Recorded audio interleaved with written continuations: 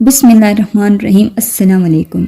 बनी इसराइल का शुमार उस कौम में होता है जिसमें अल्लाह ताला ने सबसे ज़्यादा अनबिया कराम भेजे। नाज़रीन, मुख्तलिफ हवालों से ये भी मालूम होता है कि इसी कौम ने सबसे ज़्यादा अल्लाह ताला और उनके अहकामात की नाफरमानी की है, जिसकी वजह से इस कौम पर अज़ाब इलाही भी सबसे ज़्यादा नाजिल हुए हैं। आज हम बनी इसराइल का एक ऐसा इबरतनाक वाक़या बयान करते हैं जिनकी सूरतों को अल्लाह ताला ने बिगाड़ कर इंसान से बंदर बना दिया था। ये वाक़या किस नबी के दौर में पेश आया था और वो कौन सी वजह थी जिसकी वजह से अल्लाह ताला ने इस कौम को इतनी सख्त सज़ा दी। नाज़रीन, मुफस्सरीन के मुताबिक सूरत मस होने का ये वाक़या हज़रत दाऊद अलैहिस्सलाम के दौर में पेश आया था। हज़रत दाऊद अलैहिस्सलाम वो नबी थे जिन्हें अल्लाह ताला ने नबूवत और रिसालत के साथ साथ हुकूमत भी अता फरमाई थी। आप फ़न किताब के माहिर थे और बहुत ही मीठी आवाज़ के मालिक भी थे। रवायात के मुताबिक बहुत ही कम अरसे में हज़रत दाऊद अलैहिस्सलाम की शुजाअत, इल्म, हिकमत और फ़िक्र व तदबीर से बनी इसराइल का शुमार दुनिया की मोअज़्ज़ज़ कौमों में होने लगा था। बहुत से इलाके बनी इसराइल के ज़ेरे तसलसल आ गए थे और एक आली शान सुल्तनत वजूद में आई। नाज़रीन, हज़रत दाऊद अलैहिस्सलाम की कौम के 70,000 लोग समंदर के किनारे इला नामी गांव में रहते थे। ये लोग अल्लाह ताला की नेमतों में फरागी की वजह से बड़ी ही खुशहाल ज़िंदगी बसर कर रहे थे। जब इन पर अल्लाह ताला की रहमतें मुसलसल बरसती रही तो वो लोग अल्लाह ताला से गाफिल होकर अपनी दुनिया के ऐशो अशरत में मसरूफ़ हो गए और फिर इन लोगों ने अल्लाह ताला के अहकामात की खुल्लम खुल्ला खिलाफ वर्जी शुरू कर दी। नाज़रीन, अल्लाह ताला ने हज़रत दाऊद अलैहिस्सलाम की कौम पर हफ्ते के दिन मछली का शिकार करने से मना फरमाया था, जो उन पर अल्लाह ताला की तरफ से एक आजमाइश थी, और एतवार से जुम्मे तक मछली का शिकार करने का हुक्म दिया था, यानी कि हफ्ते के दिन मछली का शिकार नहीं करना था।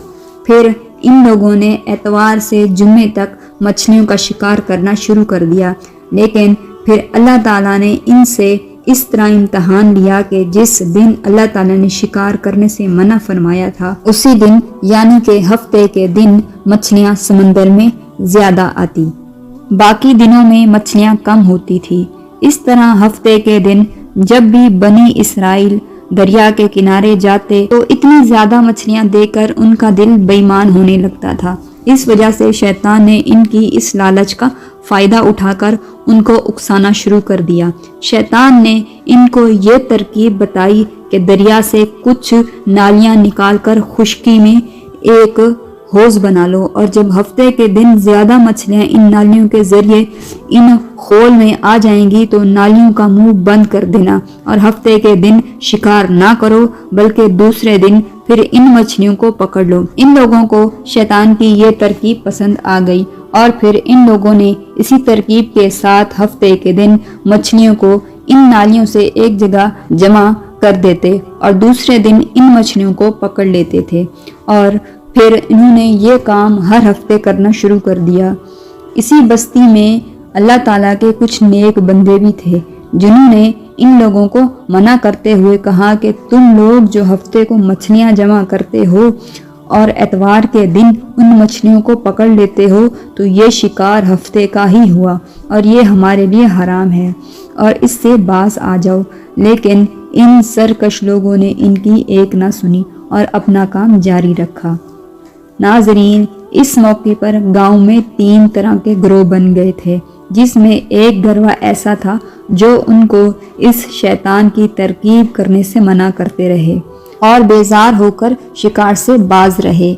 दूसरे गरवा के लोग इस काम को दिल में ही बुरा जानकर खामोश रहे और ये ना मना करते, और मना करने वाले गरवा से भी कहते थे कि तुम एक ऐसी सरकश कौम को मना करते हो जिसे अल्लाह ताला जल्द ही हलाक करने वाला है। और तीसरा गरवा वो सरकश था जो हफ्ते के दिन मछलियों का शिकार करता था और अल्लाह के हुक्म की एलानिया नाफरमानी करता था।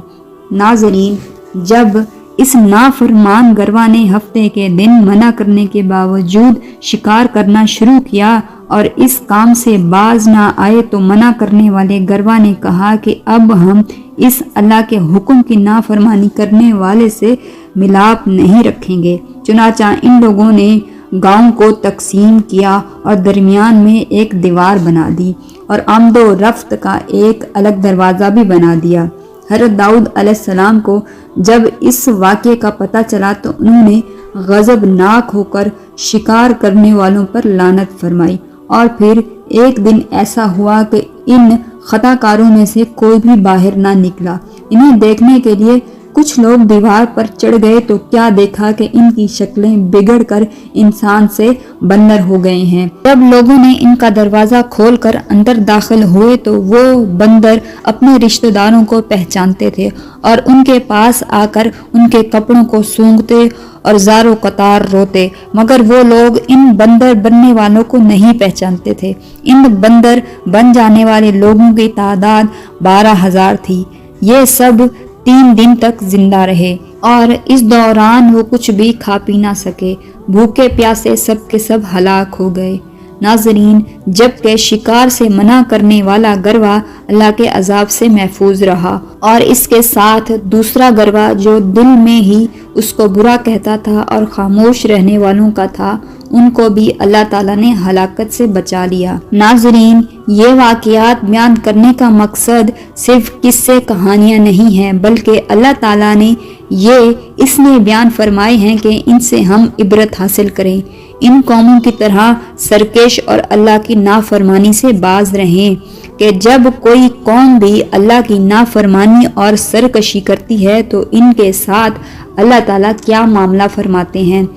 اس واقعے سے یہ ہدایت ملتی ہے کہ شیطانی کاموں میں پڑھ کر اللہ تعالیٰ کی نافرمانیوں کا انجام کتنا برا اور کس قدر اللہ کو ناراض کرنا ہے، اور اللہ کے نبی جس بد نصیب پر لعنت فرما دے وہ کس طرح ہولناک عذاب الہی میں گرفتار ہو کر دنیا سے نیست و نابود ہوتے ہیں اور دونوں جہانوں میں ذلیل و خوار ہوتے ہیں۔ ناظرین، بنی اسرائیل کے اس واقعے میں ہر مسلمان کے لیے بہت بڑی عبرت و نصیحت ہے۔ کاش اس واقعے سے مسلمان کے قلب میں خوف خدا پیدا ہو جائے اور وہ اللہ کی نافرمانیوں سے بچیں اور صراط مستقیم پر چل پڑیں۔ ناظرین، اللہ تعالیٰ سے دعا ہے کہ اللہ تعالیٰ ہم سب کو صراط مستقیم پر چلنے کی توفیق عطا فرمائے۔ آمین یا رب العالمین۔